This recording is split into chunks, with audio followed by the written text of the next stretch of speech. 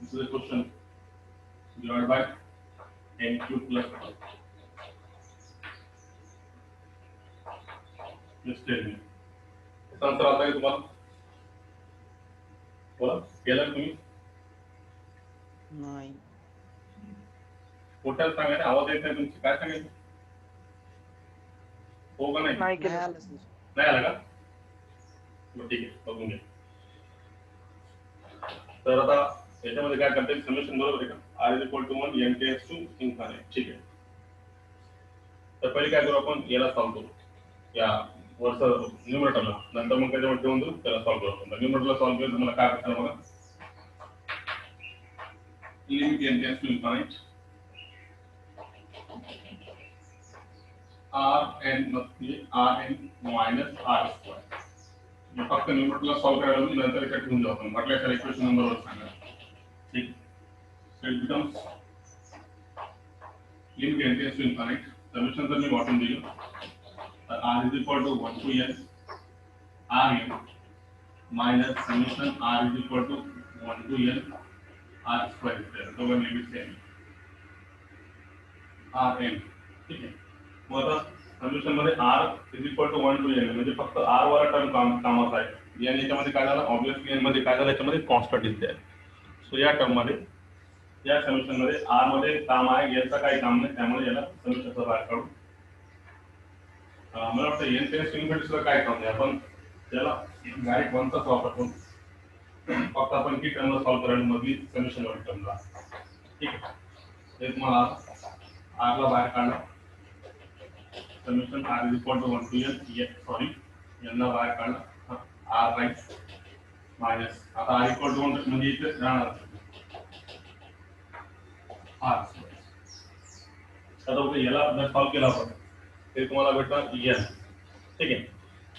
Summation start from r is equal to 1 to n. r is equal to 1 to n मतलब ये जो r है तुम्हारा ऐसा है 1 plus 2 plus 3 से लेके कहाँ तक n तक है ना. r is equal to 1 to n summation मतलब ये addition r is equal to 1 to n r square तो ये तुम्हारा कैसा है माइनस माइनस 1 का स्क्वायर 2 का स्क्वायर 3 का स्क्वायर ऐसा करते करते कहाँ तक n का स्क्वायर तक. ठीक है. इसको तुम देखेंगे तो ये तुमको मालूम है इससे पहले फॉर्मूला लिखा है सम ऑफ n नंबर्स का फॉर्मूला n इनटू ये n तो इसका है और इसका formula n into n plus 1/2 मतलब ये अलग से formula n into n plus 1/2 minus इसका क्या है 1 स्क्वायर टू स्क्वायर का फॉर्मूला क्या है n plus 1 2n plus 1 divide by 6. ये फॉर्मूला याद होना तुमको सम ऑफ n नंबर्स का formula sum of n number sum of square of n number sum of cube of n numbers के rule formula याद होगा. उसके लिए तो रिलेशन से क्या कॉमन निकलता तो इसमें कॉमन निकलता n into n plus 1 n into n plus 1 divided by 2 तो ये निकला common n into n plus 1 divided by 2 ये कॉमन निकला. ये कॉमन निकला तो यहाँ पे क्या बचा n यहाँ पे क्या बच गया minus 2n plus 1 divided by 3 है ना. तो यहाँ से दो कॉमन निकला मतलब बेहतरीन कितनी 6 इसमें दोनों कॉमन काट लेना अपन. यहाँ से n प्लस ये कॉमन निकला यहाँ से 6 में से कितना रह गया खाली 3 कॉमन निकला. तो सॉल्व करो तो अगर सॉल्व करेंगे तो तुमको क्या मिलेगा n square plus n by 2 3n minus 2n minus 1 divided by 3. So finally we got here n square plus n 3n में से क्या तो कितना मिला n minus 1 by 3 है ना. 3n में से 2 लेंगे तो n minus 1 by 3 बस इसका मल्टीप्लिकेशन करो तो मल्टीप्लिकेशन करेंगे तो क्या मिलेगा देखो ये कितना मिलेगा तुमको 6 3 दो नीचे n square into n cube minus n square plus n square minus n square. तो finally we got here n cube minus n divided by 6 square. इसको सॉल्व करने के बाद तुम्हाला हा पार्ट कळाला का एकदम सिंपल. ये पार्ट समझना है कैसे सॉल्व करेंगे अपन समेशन मस्त बात के लिए से दोनों इसमें समेशन r का काम है n का काम नहीं तो n कांस्टेंट हो गया समेशन के बाद समेशन को सॉल्व करें n into n plus 1/2 common काढ ला दोन्ही मध्ये ऐसे दोनों में से n plus 1 कॉमन निकाला सॉल्व करने के बाद कितना बचा. अब ये रख दो इक्वेशन नंबर 1 में therefore 1 becomes 1 में अगर c रहती है अपन कैसे क्या मिलेगा here therefore 1 becomes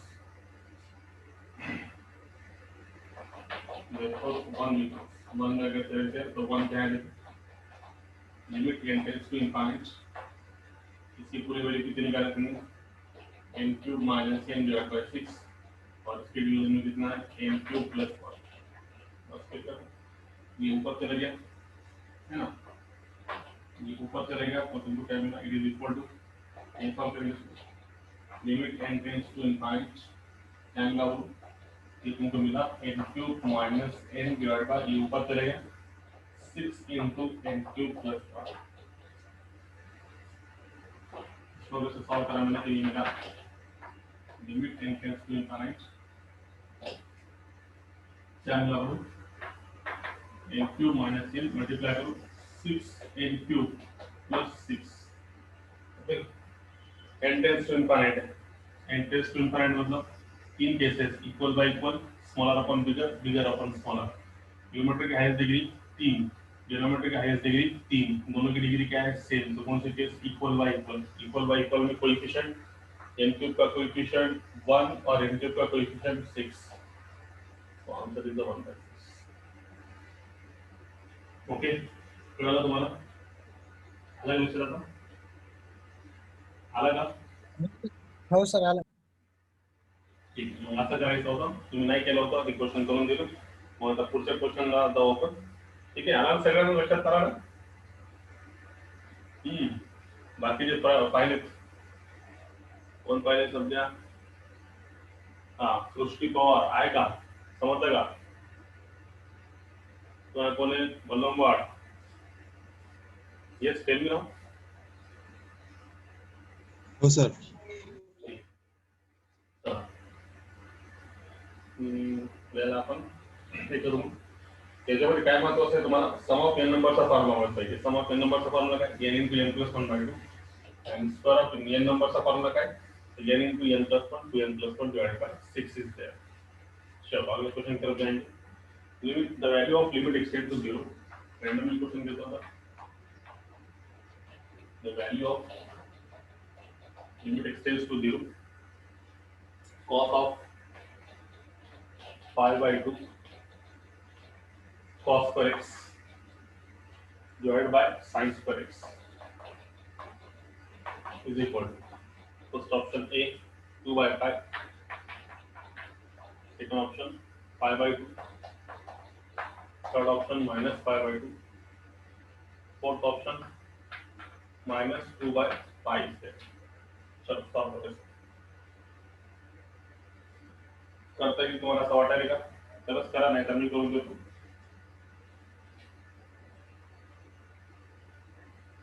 ये स्टेप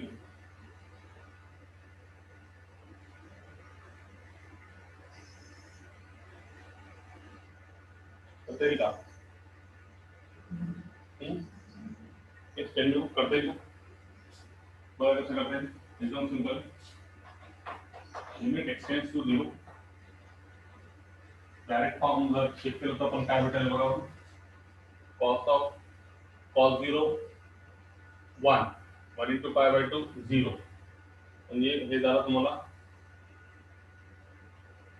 pi by cos 0 म्हणजे 1 1 by 0 इन्फाइनाइट भेटेल आहे बघा ना एल चा पुढचा प्रयत्न केला आपण cos 0 1 1 का square 1 1 into pi by 2 pi by 2 ये cos 90 आला cos 90 म्हणजे 0 आणि sin 0 म्हणजे 0 by 0 0 by 0 करता येईल एल हॉस्पिटल वर पण एल हॉस्पिटल ने केलं थोडा हार्ड झालं असं मला वाटायला काय म्हणजे sin स्क्वेअर x आहे याचा जरी तुम्ही एल हॉस्पिटल वापरला तर 2 sin x into cos x असा भेटेल पुन्हा एल हॉस्पिटल वरती चान्स आहे ते काम करून बघा तुम्हाला कसं संपूर्ण दाखवतो याच्यामध्ये विदाउट एल हॉस्पिटल ने सिंपल जाईल कसं बघा cos of बघा विदाउट इंटरेस्ट ने बघा 1/2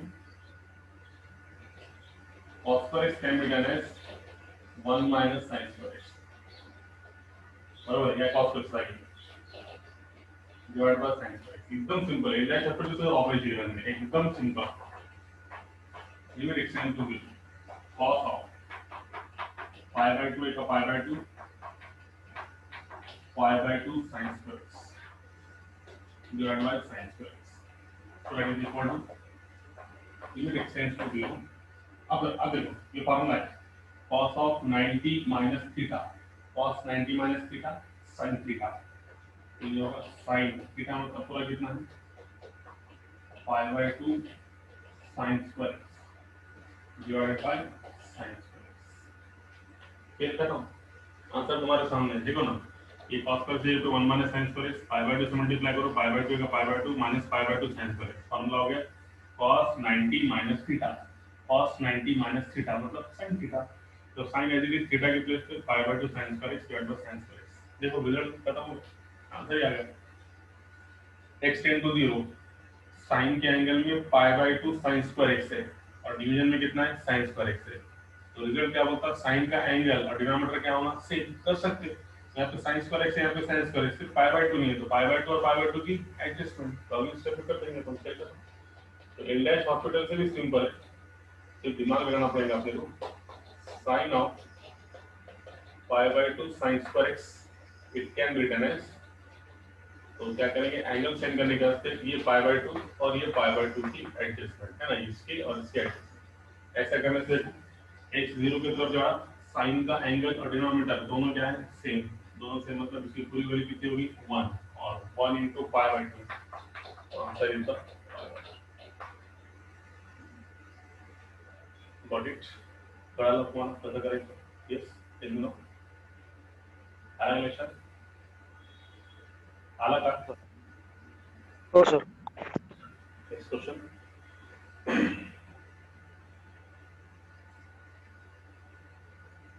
Next question is something actually. समजा पण क्वेश्चन असा घेतला लिमिट टेंडेन्स टू इन्फायनाइट. हा क्वेश्चन घेतला काय मी जरा बघा मी येतो तुम्हाला असं वाटेल का क्वेश्चन घेतला काय मला वाटतं घेतलेलं क्वेश्चन आपण n cos of pi by 4n into sin of pi by 4n is equal to k. Then k is equal to जाऊ दे घेतला असेल नाही घेतला असेल तरी तुम्हाला त्याचा आन्सर सांगा. ऑप्शन आहे pi by 4 दूसरा ऑप्शन है pi by 3 थर्ड ऑप्शन 0 और फोर्थ ऑप्शन है pi. स्टिल नो क्वेश्चन लिए होंगे नहीं लिए होंगे व्हाटएवर में भी तरी तुम्हाला आन्सर सांगायचा आहे काय करता येईल त्याप्रमाणे सांगा मला.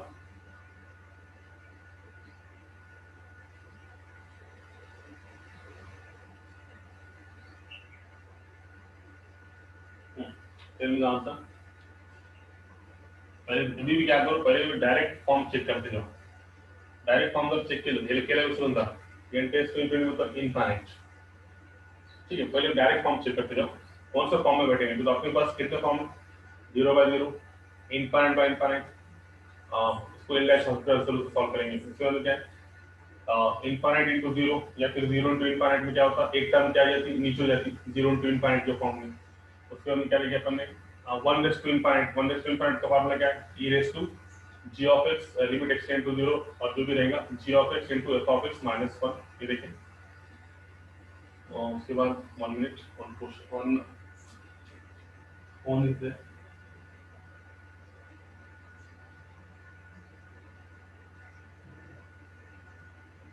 लो नंतर उसको चला 0 कौन सा फॉर्म मध्ये भेटायला लिमिट टेंडेन्स टू इन्फाइनाइट म्हणजे झाला infinite cos of pi by 4 into n म्हणजे 4 into infinite म्हणजे infinite pi by infinite 0 cos 0 म्हणजे किती झालं 1 sin of pi by infinite म्हणजे किती sin 0 म्हणजे झालं 0. तर कोणता फॉर्म मध्ये भेटायला infinite into 0 चा फॉर्म मध्ये है ना कोणता फॉर्म मध्ये infinite into 0 चा फॉर्म मध्ये. एक मिनिट वन इम्पॉर्टंट कॉल होते एकच मिनिट थांबा. बरोबर चालू करेल कारण सुरुवात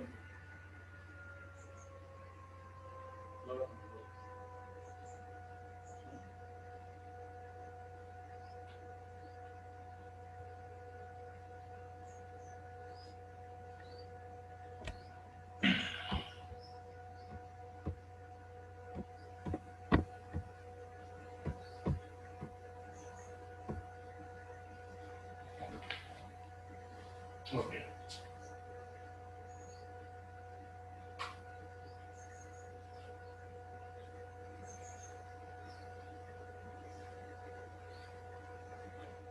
ओके सो नाउ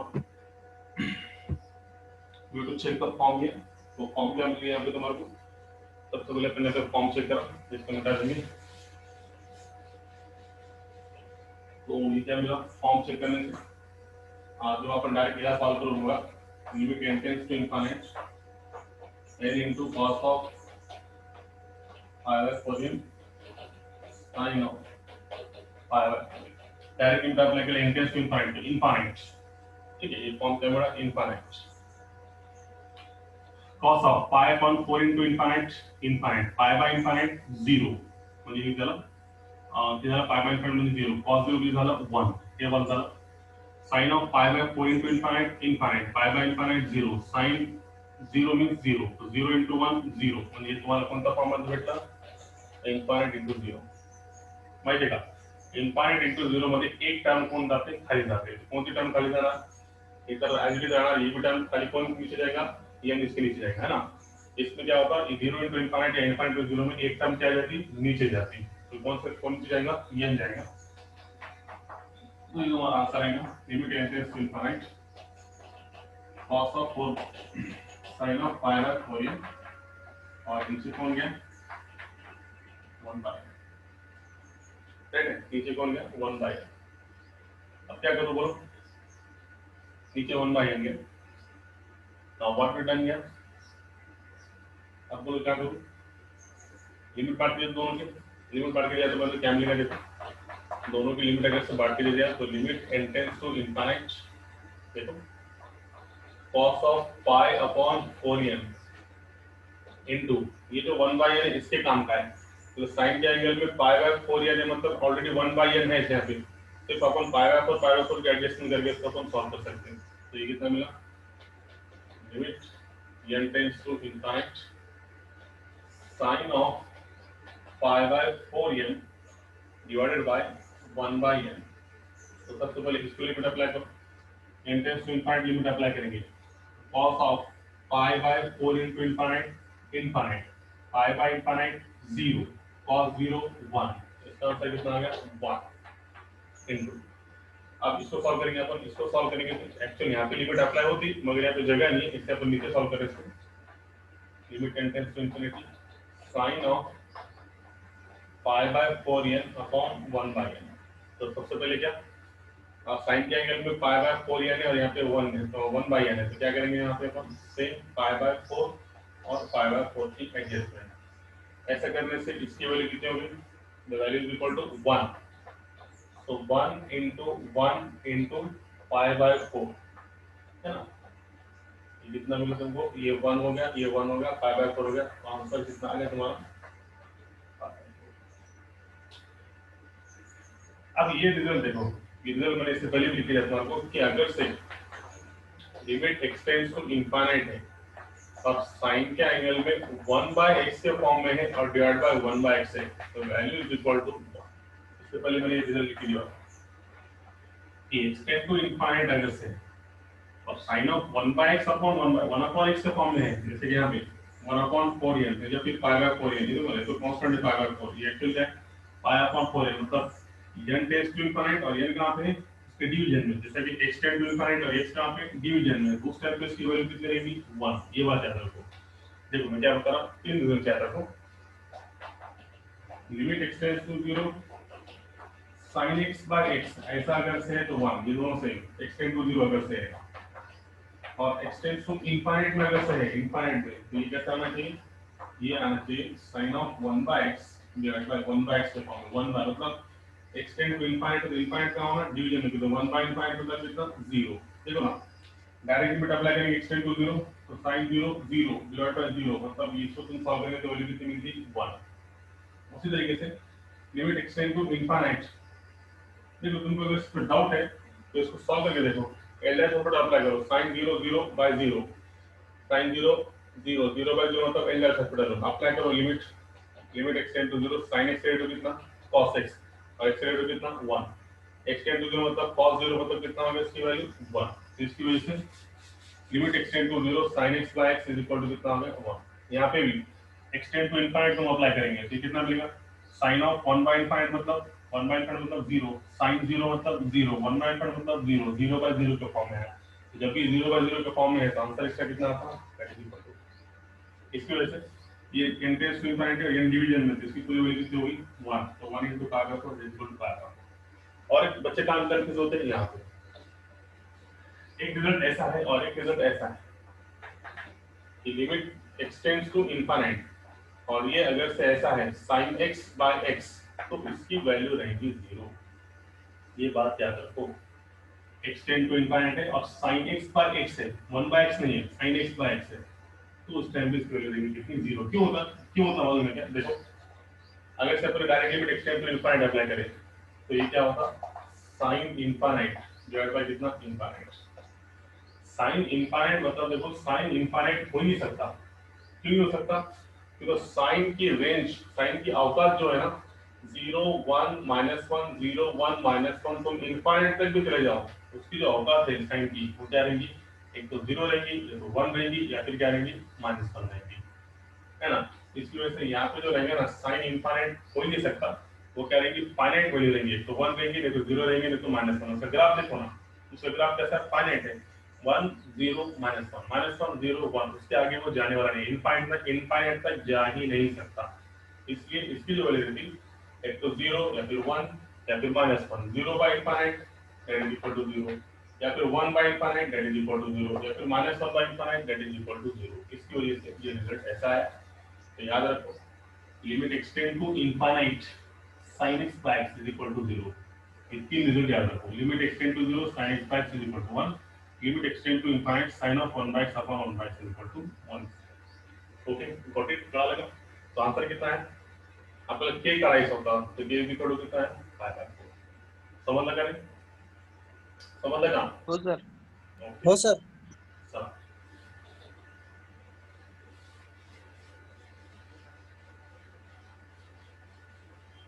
तर तीन रिजल्ट तुम्हाला माहित पाहिजे कोणकोणते मला तुम्हाला limit extends to 0 sin x by x is equal to 1 कारण 0 by 0 फॉर्म मध्ये येतो L dash hospital rule. Again same extend to infinite जरी असेल आणि sin 1 by x upon 1 by x असेल तरी व्हॅल्यू किती भेटेल 1, बट हा जर लिमिट एक्सटेंड्स टू इन्फानाइट असेल आणि sin x by x असेल तर that is equal to 0। This same tan साठी सुद्धा अप्लिकेबल आहे। This is also applicable for tan, sin आणि tan साठी, cos साठी नाही। चला so now we proceed to the next question।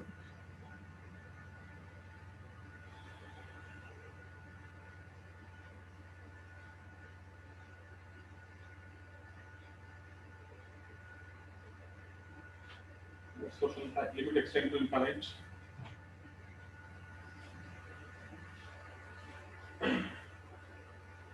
1 minus no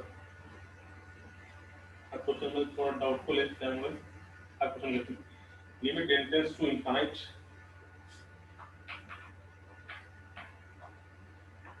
n raised to k into sin of factorial n divided by n plus 2। बाजूला condition 0 less than k less than 1 is equal to, so the options are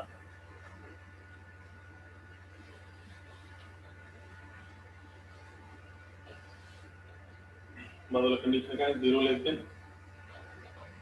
k less than 1, k less than 1 बाजूला option आहे पहिला option infinite,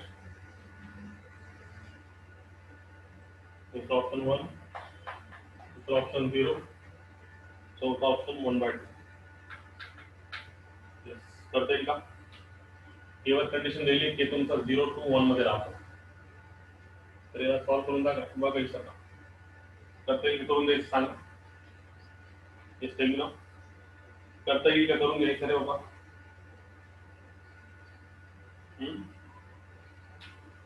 करता येईल का करून द्यायचं सांगा ना करता येईल का? टेल मी नाउ फास्ट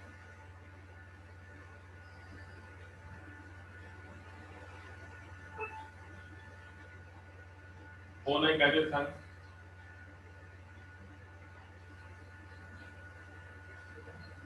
अरे बोला ना, काय कमाल, आवाज येत नाही का माझी? कम्प्यूट झालं.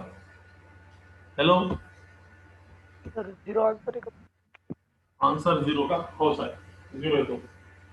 बघा आता त्याचाच आन्सर आला 0. बाकीच्याने बघून घ्या. अरे बाबा, आता हे एन फॅक्टोरियल सारखे आहे ना. एन फॅक्टोरियल मध्ये तुम्हाला माहिती आहे एन फॅक्टोरियल म्हणजे डायरेक्ट लिमिट बघायचं का? बघत आहे याचा काय करू आपण, असा करू त्याला. n tends to infinite, n to infinite, infinite plus 2 infinite, right? Direct equation number. Limit n tends to infinite, n tends to k, n tends to k upon n plus 2 याला देऊ. Limit n tends to infinite आणि ते काय तुम्हाला sin of factorial n, sin of n factorial. आता काय करता येईल बघा, आता लक्षात घ्या जसं मी मागे सांगितलेलं. पहिले याला सॉल्व करू आपण.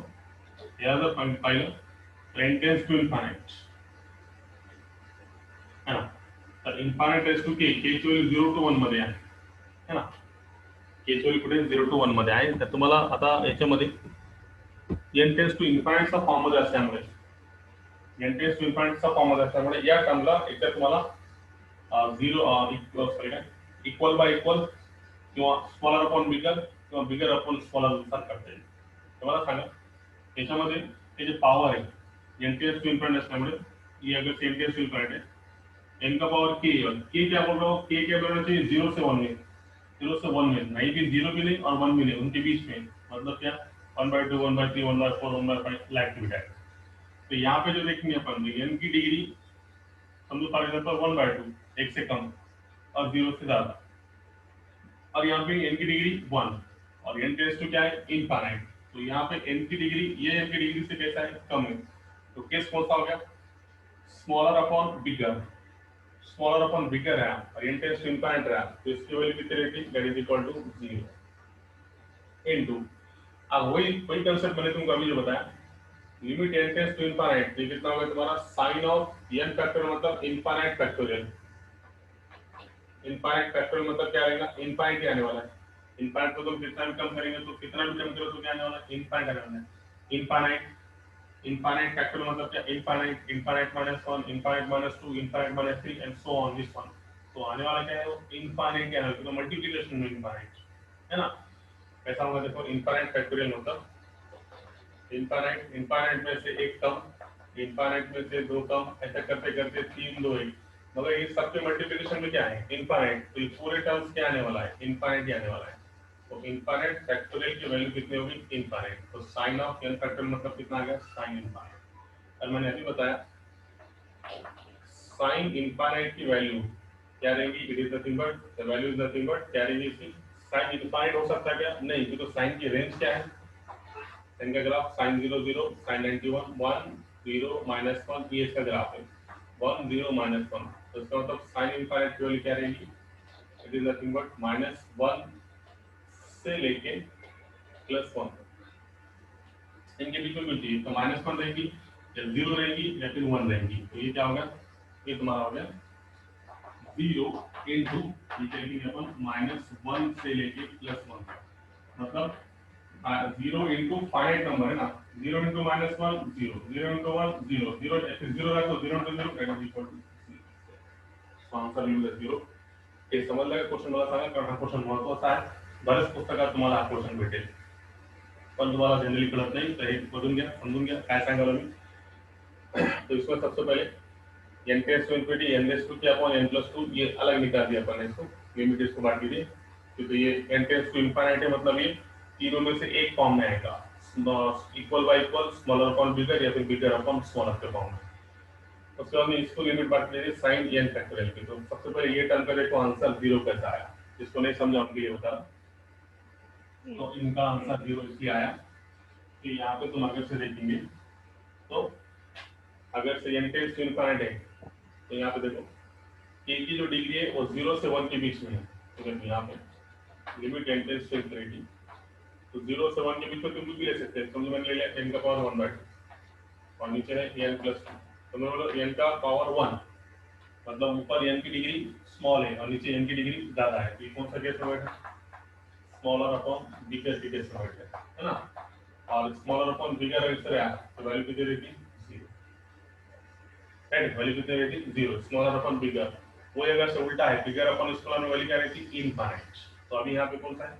ऊपर की वैल्यू कम है, डिनोमिनेटर की वैल्यू ज्यादा है, तो स्मॉलर अपॉन बिगर के केस में बैठ गया। तो ये इसकी वैल्यू कितनी होगी? 0। ये टर्म खत्म हो गया।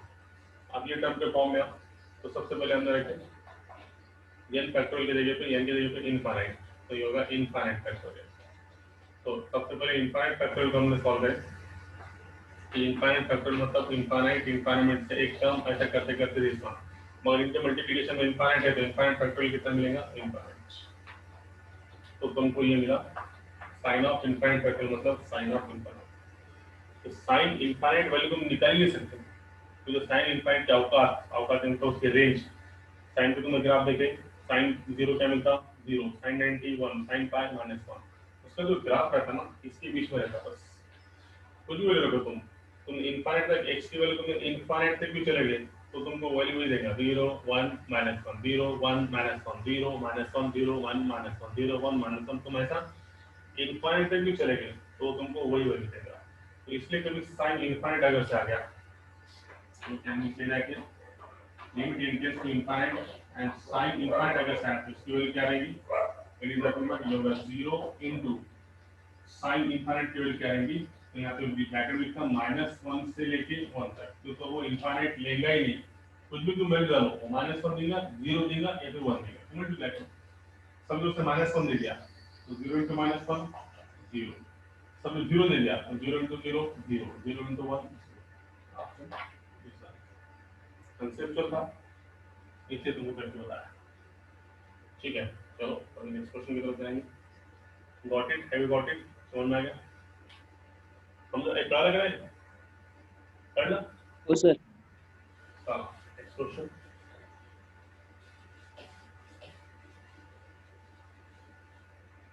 Next question is something like this. If it extend to e,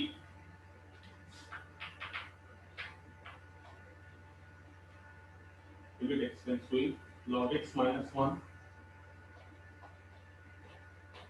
upon mod of x minus e. Options are first option 1 by minus 1 by e. Third option does not exist. Last option B e only. तो बड़ा कैसे करते हैं mod minus क्या बोले? जब भी mod में आएगा तो मॉड का मतलब क्या होगा सबको मालूम है। मॉड का मतलब होता है दो वैल्यू, एक तो प्लस का x या फिर क्या minus x, for x greater than 0 for x less than 0। Mod के प्रश्न जब भी आएंगे तो अपन इसको राइट हैंड लिमिट और लेफ्ट हैंड लिमिट से ही सॉल्व करना पड़ेगा, क्योंकि मॉड का मीनिंग दो तरीके से निकलता है। एक सीधा अगर से पॉजिटिव है तो प्लस का मिलेगा और नेगेटिव है तो माइनस से बाहर निकलेगा। तो कभी भी इसको अपन दो मेथड सॉल्व करेंगे मॉड का क्वेश्चन आया तो सबसे पहले हम इसकी राइट हैंड लिमिट देखेंगे एक्सटेंड टू e प्लस वाला। तो first you find here limit extend to e plus है ना, log x minus 1 upon mod of x minus e is equal to limit extend to e plus ये क्या मिला तुमको log x minus 1 divided by, अब extend to e plus मतलब you have to find out right hand, तो right hand में positive है तो mod की वैल्यू क्या मिलेगी? पॉजिटिव मिलेगी। तो mod of मतलब इसका मतलब mod of x minus e की दो वैल्यू, e अगर से पॉजिटिव है तो तुमको क्या मिलेगा? क्या मिलेगी इसकी वैल्यू? x minus e अगर से पॉजिटिव है, और नेगेटिव है तो तुमको वैल्यू क्या मिलेगी? Minus of x minus e है ना। e अगर से पॉजिटिव या फिर e की वैल्यू तुम यहाँ पे x अगर से पॉजिटिव है तो तुमको क्या मिलेगी? x ग्रेटर देन e अगर से है, समझो x ग्रेटर देन e अगर से है तो तुमको क्या मिलेगा? x माइनस e, और x अगर से लेस देन e है तो इसकी मॉड की वैल्यू तुमको क्या मिलेगी? माइनस की मिलेगी। तो इसलिए x e और e प्लस मतलब x e से बड़ा है तो यहाँ पे तुम क्या लिखेंगे? मॉड की वैल्यू क्या आएगी? प्लस की वैल्यू आएगी, तो मॉड क्या आएगा? x minus e। Mod 30 plus 12 x minus है। अब लिमिट अप्लाई करो, एक्सटेंड टू ई अप्लाई करेंगे तो log e 1 में से 1 गया 0, 1 e माइनस e मतलब 0, 0 by 0 के फॉर्म में apply L dash Hospital rule, L dash Hospital rule apply करेंगे तो limit extend to e plus log x का डेरिवेटिव 1 by x, 1 का डेरिवेटिव 0, x का derivative 1, apply the limit extend to e, मतलब ये कितना होगा 1 by e, right hand limit इतनी है। अब similarly we can find the left hand limit here, limit extend to e minus log x minus 1 mod of x minus e की value limit extends to e minus कैसा जाएगा extend to e minus log x minus 1 अब extend to e minus मतलब उसकी left hand मतलब x less than e है, x less than e मतलब ये वैल्यू कैसे देगा, ये वैल्यू कैसे देगा माइनस वैल्यू देगा मतलब minus of x minus e देगा, है ना लेफ्ट हैंड, तो minus of x minus e आया। अब फिर से लिमिट अप्लाई करो, एक्सटेंड टू e मतलब log e 1 में से 1 गया 0, 1 में से 1 गया e में से e गया 0, अगेन 0 by 0 के फॉर्म में apply L dash Hospital rule, तो क्या मिलेगा देखो